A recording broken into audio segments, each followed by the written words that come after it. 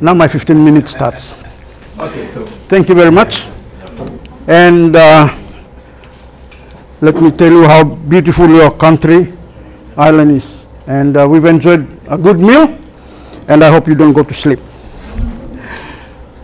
I'm from the Solomon National University, Solomon Islands National University, and I work in a very small department, and we call it the Distance and Flexible Learning Center.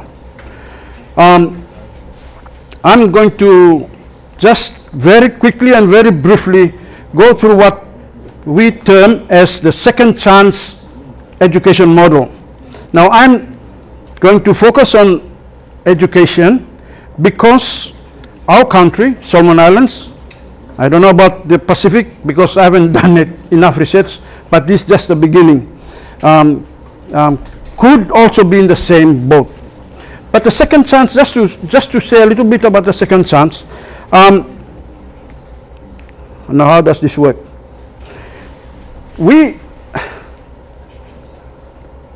This one? Oh no, this one. Yes, is it?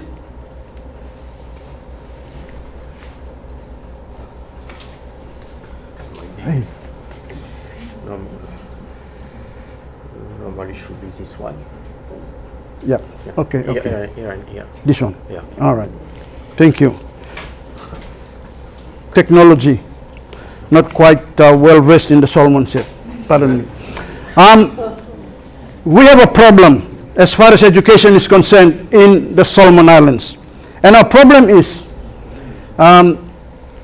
progress in education in classes. In particular, I'm going to just paint a small picture regarding Form 3s, Year 9 in some countries, up to Form 5s. The Ministry of Education, the government ministry, reported that in 2017, we had a total enrollment of 9,236 students in Form 3. Now, Form 3 is a year where the students will sit for an external exam. All right. After they sat for the exam, only 6,000 were able to be placed, meaning they've got spaces in Form 4 in another school somewhere. So they progressed. Whereas 1,642 could not find a place in the next class in another school. So I should have put that represents 80% of the students who sat got placed in a next class, while 20% were not placed. Now you could say, that's okay. That's only a few that did not get placed. The story gets a little bit worse when you get to the next hurdle, the Form 5 exams. In 2017, that's last year, we had a total of 6,333 students enrolled in the 5th form. After the external exam, and we called it the Solomon Islands School Certificate, only 2,242 had a placement in Form 6, and 3,000 did not get a place in Form 6. So we've got that story. 60% were unplaced, as pictured in the graph, orange colored, and only 40% got placed. I'm just painting a scenario here. When these kids get up to Form 6, the story becomes worse. In Form 6, when they sit for the PSSC, the Pacific School Secondary School Certificate, in the Solomons, we've got 3,763 who were enrolled in Form 6. Then, after the exams, only 621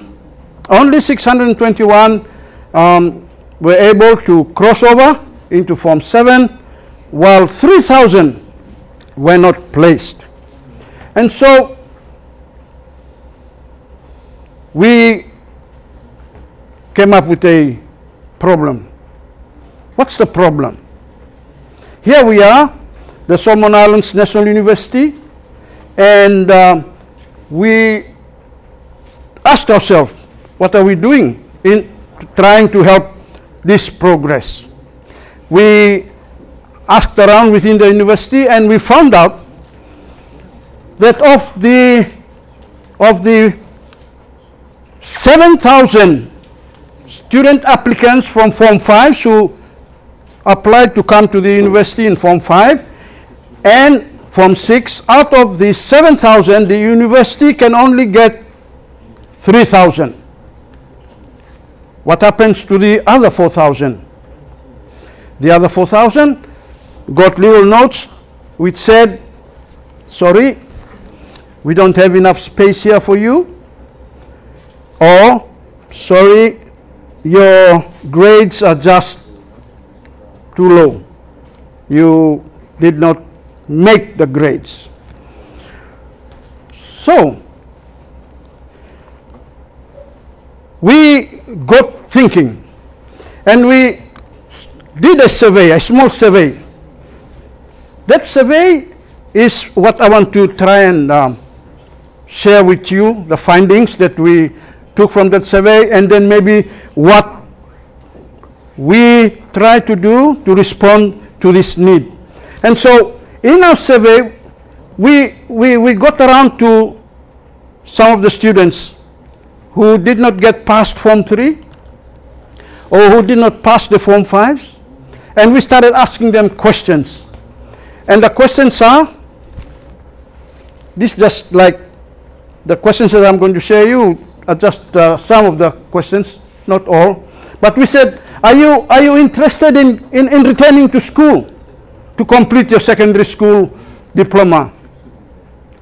Is it still in you, or have you given up? And our survey showed that 84% said, we are interested. We still want to carry on with our school, but we just couldn't. And only 16 said, oh, life is better out here doing nothing, sitting under the coconut tree, playing away with it. It's all right, I'm not interested anymore. But 84% are saying, yes, we want to come back to school. Yes, we want to continue with our schooling. Okay, and we asked them another question. Okay, if you were given another chance to come back to school, and you continue schooling, what are you going to do when you finish schooling? What do you hope to do? And our responses are, as you can see up here, starting with the blue, they all look like blue here on the thing, but 5% said we want to go back to the community and help out with the development of the community in whatever they have. 11% said we want to do some nurse training. We want to go on to do some medicine training. 21% are saying, oh, we want to come back to school so that we have a better qualification and get a better job, instead of just pushing wheelbarrows around the street, maybe. 21% are saying we want to get into some trade skills training, things like making sure that I hit the nail and not my fingernail, yeah, using life skills. And 42%, is it, are saying we want to go into teacher training and be able to do that. So, yeah, they have an aim. Then we said, look, we asked them this question, and this is only one question we'll deal with, and then we'll move on, because I want to come and try and share with you some of the things we are planning to do. Describe the reasons why you originally left school before completing your diploma or your certificate, your secondary school certificate. Why did you leave school that time? Now, some of the people that we asked left school 10 years ago, others more than 10. Some of the students, people we asked left school 2 years ago, very few only last year. And this is what they're saying. Oh, this is what they said. I have no school fees. The fees, the tuition fees are just too much for me. My family can't afford it, I can't afford it, so I had to drop out of school. Or maybe there were 2 or 3 or 4 of us in the same family in the school. My parents can't afford our school fees, so I had to go out. I think the story is the same. You may have already aware of that. So I have to go out to school so that I can help my parents pay for the fees of the younger ones or something. 32% says that, okay, they don't have any space in the next grade. Form 3 coming on to Form 4. Form 5 is going on to Form 6. Have no space. So space was the problem. There was this pyramid that you all are aware of that has a wide base. And as the students study and they go up to the higher forms, that pyramid narrows. That's our story in the Solomons. 21% actually failed the exams that they set for, so they dropped out of school. And 5% are saying, oh, they have some family problems. Disciplinary students, they have some discipline problems. And now that they've gone out of school, thinking back and with some regrets that, oh, I should have continued in school. They said, now is an opportunity for us to go back to school. So can you help us in this? So that is the story in the Solomons. And so we asked him, so did you have any trouble comprehending course materials and assignments presented in class when you were in school? When you were sitting in class, do you go to sleep in class? You concentrate in class? Or you just, you're playing around in class? You daydream? And so this is what they said. 32% they said, no problems. I have no problems doing all those things in class. I can comprehend my, understand the things. And 68% are saying, no, we have problems comprehending things in class. We sit in class and here we are trying to understand our teacher. And the teacher is like going right through the program and we are just catching up and he's gone. We're trying to read the books, the textbooks, and we couldn't understand, and the teacher says, do this homework, and because we did not understand what we're reading, and when it comes to doing the homework, it's worse. What am I going to do here when I don't understand what's in the paper? So, A68 said, we're having problems comprehending stuff in class. Did I reverse there?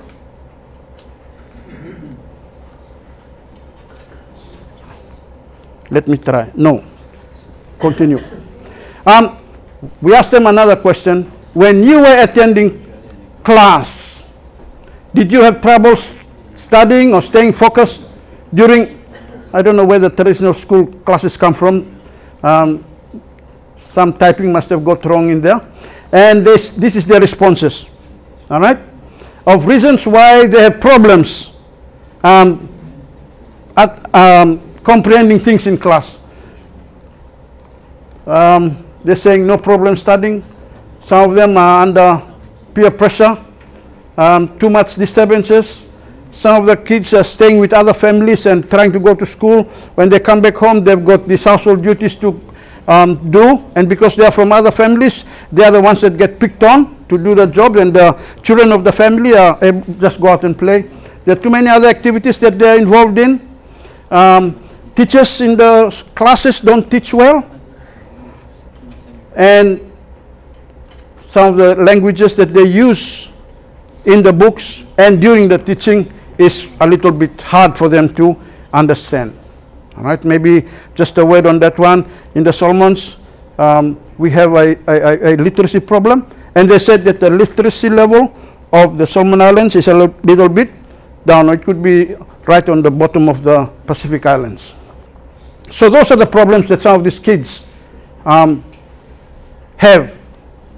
And so we in our department sat down, put our thinking caps together, and said, what are we going to do? And we turned to the traditional society and looked at the teaching and learning methods that the traditional society does and looked at. And I was looking at this, the theme, traditional knowledge, modern knowledge, what is it and how is it going to help the universities. So we've got some lessons to learn from the traditional societies that could help us at the Solomon Islands National University to look at our kids and help them. Some of the saying are from Albert Bandura. He is very good at what you call observational learning. The first thing we noticed in traditional learning is that the students in traditional learning environment observes. Whether you agree with me or not, you have a look at your own society. The little kids, 4, 5, 6-year-olds, they come and they sit down and they watch the elders, the grandparents maybe, and they observe them.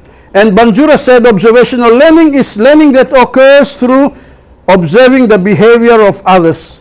And it requires a social model such as a parent, sibling, friend, or teacher, or in the surroundings. So, observational learning. Let me skip this one. The next thing that we noticed in traditional teaching and learning is that they do a lot of role play, the small kids. Yeah? They pretend that they are mothers. And so, let's go and play house. Let's go and play cook. They watch the mothers cook from day dawn to nightfall. They saw them put sticks together in the traditional cooking. They saw them hit the stones up in a traditional, what do you call it, umu? Or we call it mumu, earth oven. And they said, okay, let's go and try that out. And so we get little girls go and they start playing cook. Role playing, pretending to be someone else, especially as a part of a new, learning a new skill. You get little boys going out and cutting woods to make canoes. Or they go out and get sticks together to build a house. Not a real house. This house, when you just shake it, it will fall down. But they are learning new skills that will help them become better, whatever, when they grow up. Then they learn by participation. They take part. They actually go and do something. All right? Cultural assimilation is a process in which a minority group or culture comes to resemble those of a dominant group. So that also is part of the teaching and learning in the traditional society. They participate. Here's a picture of a very, very small girl in one of the islands in the Solomons who is leading a dancing group. I think she could be about 4 or 5 years old, and all these big girls behind her, and she's leading. She knows what she's doing because of the observations that she has been doing. Part of that one, learning by participation. And then in the traditional learning environment, we do a lot of practice. Yes, a girl watching a mother make a garden, how they make gardens in the traditional way, and so she goes out and does the same. All right. Now, I've had some modern examples of this, but I could be, they could say that I am copywriting, so I left all these ones out and go straight to traditional examples here. And of course, tutoring. In the traditional setting, you have almost a one-to-one teaching situation where you have an elder only with one student or a small group of students. Okay, let me rush to the next one. And so, when we try to link this with the modern teaching and learning situation. In the traditional situation where the kid is observing, what am I going to do as a teacher trainer? How will I incorporate that into my modern learning situation? And so we said, okay, because of the survey that we did, a lot of kids are saying the teachers just rush through the work and they don't you know, take time. So we said, okay, we're going to give them lots of examples. Role play.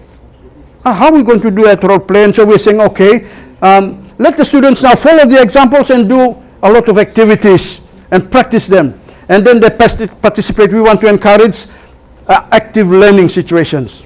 We're trying to, I don't know whether it's going to work. That will come as part of the research that we're still doing.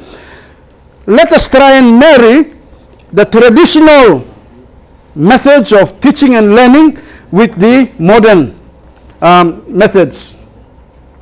Because, and I'm coming to a close now, I think there's only one slide left.